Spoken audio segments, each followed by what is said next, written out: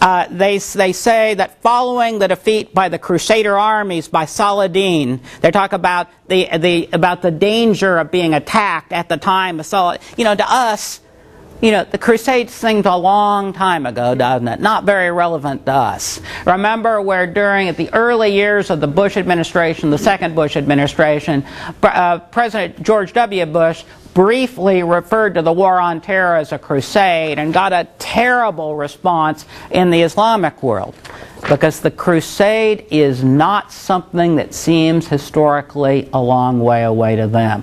I remember when I taught at Baylor 20-some years ago, and occasionally you would see someone refer to the Civil War, and an elderly faculty member would say, "You mean the War of Northern Aggression?"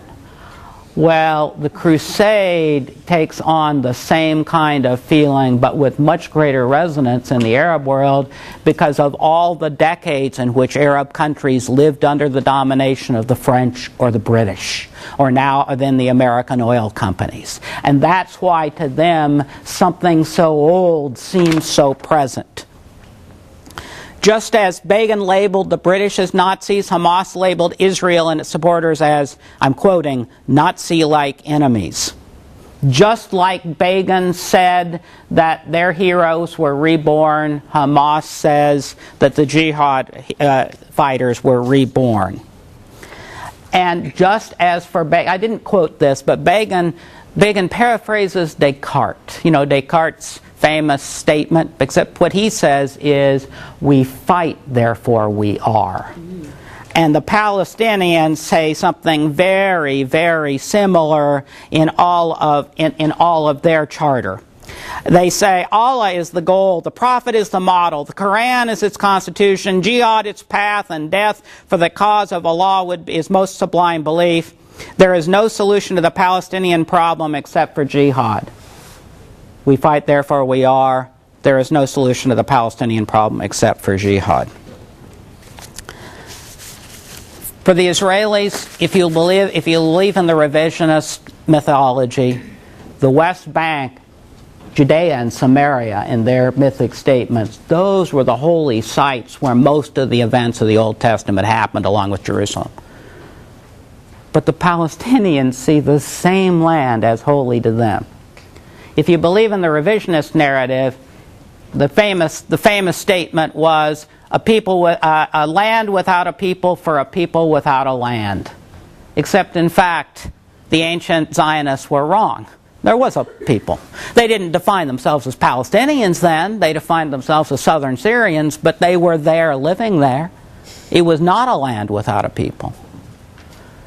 Palestinians erase the identity and deny. Even today, you hear many Palestinians deny that there is any identity. There are no Zionists. We hear that. The only good news internationally recently is that this was President Ahmadinejad's last speech at the United Nations this year, which I do think is fortunate, since he always denies that there are any legitimate Zionists, any legitimate Israelis. The way I've described it, you understand why we haven't made peace, don't you? This isn't about a pragmatic deal. This is not about the Chicago teachers' strike. And many times you hear people on American television talk about it like that. Well, we just need to get them in the room and get them to make a deal. Yes, and if we could get Allah and Moses in the room too, maybe it would be easier. Because we need their agreement on the land deal. David and I talk about an idea called mythic rectification. And this is the idea that myth systems over time can change. They can be modified. They don't always have to go to the end of the line. And I want to tell you that there is some good news. The good news is that there has been the beginning of some mythic rectification by both the revisionists and by Hamas, although you certainly don't hear much about that. The revisionist myth, when Begin was originally the leader of revisionism in the 1950s, he said that the Israeli state included both the West Bank and the East Bank of the Jordan River. This was an inconvenient argument, as Al Gore would say, because the East Bank of the Jordan River and the West Bank for that matter at that time, were called the State of Jordan, still are, the State of Jordan. Begin gradually stopped the demand of the East Bank because it was not feasible. It was not possible. He gradually stopped talking about that. Similarly, Ehud Olmert, a truly great man who was Prime Minister of Israel, he wasn't the leader of revisionism at that point, although he had been a revisionist all his life. And he came to recognize that for Israel to survive into the long term, the myth needed to be rectified. He said in 2006, the existence of a Jewish majority in the state of Israel cannot be maintained with the continued control over the Palestinian population in Judea, Samaria, and the Gaza Strip. We firmly stand by the historic right of the people of Israel to the entire land of Israel.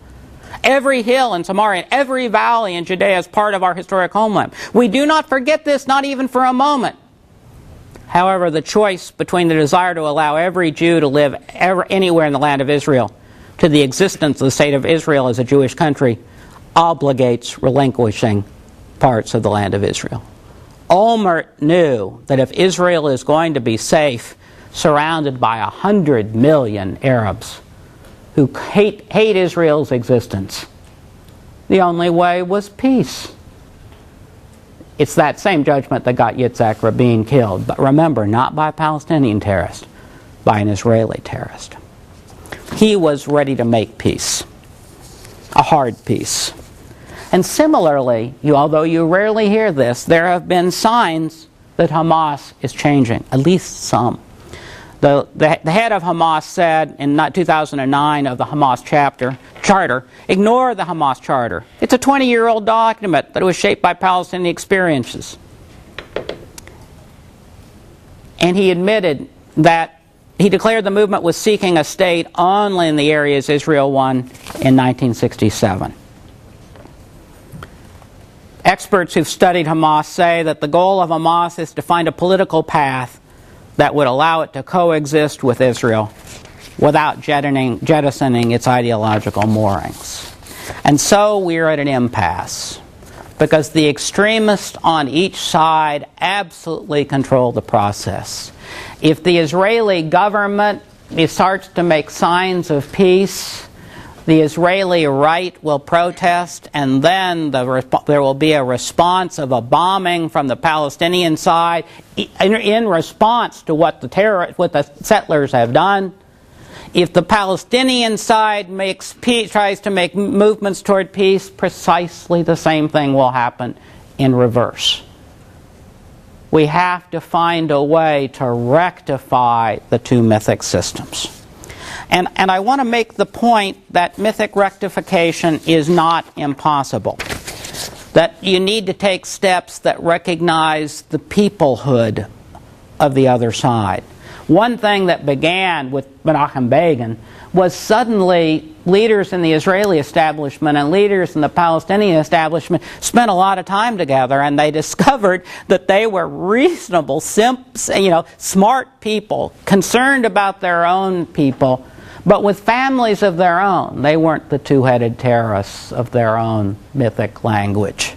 The other thing that needs to be happen is you have to have tangible support from the United States and the West in general that nudges both people and supports a better life for the Palestinians. This will take, remember I quoted Clinton as saying a piece of the brave. He was quoting Yasser Arafat when he said that. Well, we really need a piece of the brave right now from Bibi Netanyahu. And one more thing, the thing that is least helpful is threats from one side or the other, because threats always produce the mythic reaction. There certainly is much reason for pessimism. When Prime Minister Netanyahu came and spoke in the United States and to IPAC, the American Israel Political Action Committee, and then again in Congress, the Israeli-Palestinian conflict barely was mentioned. If Governor Romney is elected, he has basically said he would outsource Middle Eastern policy to the Israelis. You can imagine how well received that will be in the 90-some% of the Middle East that is not Israel. And yet, and certainly, the Hamas's willingness to say one thing to the West but another thing in Gaza. That is a reason for real pessimism. Tom Friedman, the New York Times columnist, op-ed columnist, often says, if I hear the leaders of Hamas saying the same thing in Arabic that they're saying in English, I'll know we're on the verge of peace. We're not there yet. And yet, there is still reason for optimism. The reason for optimism is, in the long run, the only way out is the peace deal I've described. And there is something in it for both sides. Israel cannot remain a democratic state and a Jewish state without a compromise deal. It's simply impossible. Because of demography, the Palestinian population is growing so fast that in a relatively short period of time, without a deal, Israel will be forced to becoming a multi-ethnic democracy, no longer a Jewish state, or not a democratic state. It will be a choice between apartheid and Jewishness. And there's no way around that. There's just no way around it. Also in it for Israel is, absent a deal, in the long run, there is no security. The Palestinians, a deal means a chance to make a normal society. A normal society in peace. What a deal. So it may seem that peace is impossible, but I really think in the long run the logic of the argument is so powerful.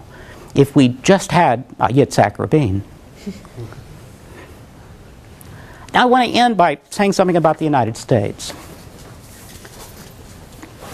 That extremist rhetoric that got said about Rabin, did it sound like things that crazy right-wingers say sometimes about President Obama? Yes. Yeah. That he's a Kenyan Marxist terrorist? Yes. I don't know about you, but that scares me. You know, there are, believe me, they're crazy leftists too, although they're mostly in humanities departments and major research universities. That, you know the joke that where there's only 3 places you find Marxists in the world today. There are a few left in Cuba and a few left in North Korea, and there are a whole bunch left in anthropology and sociology departments in the United States. That joke is not very far off. It really is true. But the extremist rhetoric on the right, and there is extremist rhetoric on the left, it's just, how much impact can an academic have, scares me. Because it sounds, in my ears, so much like things that were said about Yitzhak Rabin. Barack Obama, you can say everything you want to say about his policies not working, and, I think there's an argument there. But he's not a Kenyan Marxist terrorist. That's just crazy. But crazy people do things. And you think, well, that's extremist. It's only in running for president 8 years ago, maybe it's 10, 12 years ago, when Pat Buchanan used a single word to define the entire immigration problem. He said we needed to deal with the problem of Jose. Defining all people with brown skin as illegal immigrants, instead of many Hispanic Americans of many generations of American citizenship, which is the truth. Some in New Mexico before the United States was the United States. Those words scare me. And so I want to say to you that we maybe need quite a lot of mythic rectification in our own country so that we can talk to each other and reason with each other, as President Johnson famously said. Well, thank you so much.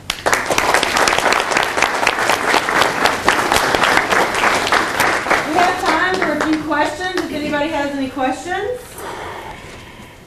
We have one over here. Okay. I was thinking about what you said about the West needing to nudge.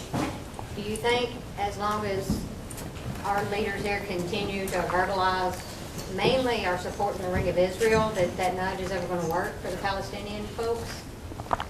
Or do you think we need to straddle a more neutral line for that nudge to work? Well, I kind of think, Obama's been criticized a lot. They say he screwed up, and he's also been criticized because he has such poor relations with Prime Minister Netanyahu.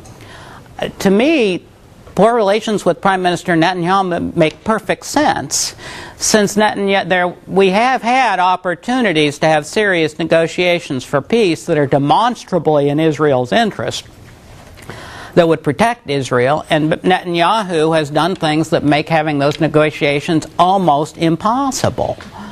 And he's done those things because they're politically popular in Israel. Well, how courageous.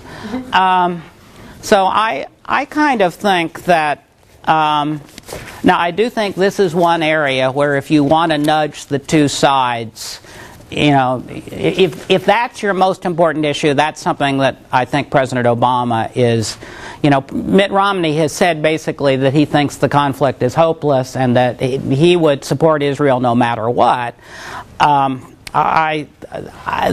You know, you never know. One hopes for the best, but I kind of think the Obama administration was kind of doing the right thing in putting pressure on Israel. You know, it hasn't worked yet, but I don't really see much other option, to be totally honest. And see, I agree with you, but then it seems last week, wasn't it last week, when he came out and reaffirmed support for Israel? Like, almost in those exact words. Well, which one? Obama? But I think Obama was talking about the context of Iran, and Iran really is, I mean, Iran does have a leadership that is mythically driven, you know, and you understand why the Israelis would be very concerned about an Iranian nuclear weapon. I also, I've not been asked this, but I mean, everything I know says an Israeli or American preemptive attack on Iran is unlikely to work and likely to make things much, much worse.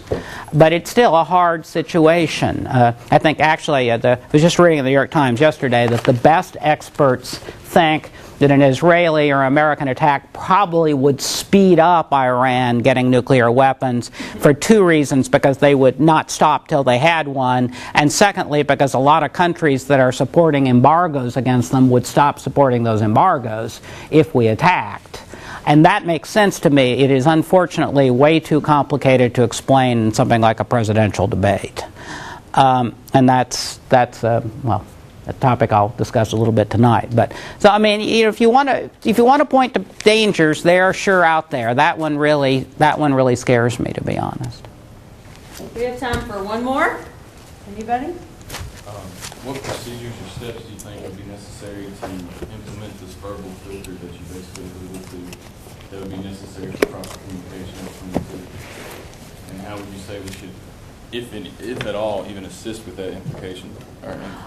Well, I think, you know, getting the technocrats talking to each other, some of the things that have happened quietly during the Obama administration, you know, there's been quite a lot of reform of the Palestinian Authority because they've had a technocratic leader, and he has shut down some of the essentially militia-like elements within the Palestinian Authority, strengthened the police. The police have been trained by the American military, so the police are acting as independent institutions. There was considerable progress that was made on strengthening the Palestinian Authority as economically, which strengthened the moderates. You know, and this is one of these instances where the Netanyahu has, on several occasions, cut off funding for the Palestinian Authority, which is, you know, all that does is support the elements, the more radical elements, and harms the more centrist elements. So we have to have essentially support the elements that create contact between the peoples, that break down the barriers, and that build up the elements of the Palestinian state. So that, you know, you've got to give the Palestinians, if you want the Palestinians to make peace, you got to give them something to lose by going to war again, and you got to give them something to gain in the future. And we should continue. You know, the Obama administration has tried to do those things. You know, you got to grade on a big curve when you talk about the Middle East, because this is the hardest thing in the world to do, and they've tried to do the right thing. The one thing I would do, I do think I've heard several people say this, if Obama is reelected, I would ask former President Clinton to personally take control of these negotiations, because he is still a quite beloved figure on both sides. And you know, I think we learned the guy's still pretty good at talking too. Yeah. Plus, there are no internship programs over there, so he'd be safe. I have a couple of quick quick announcements before you all head out to your other classes. I did want to mention, and I was remiss in not mentioning,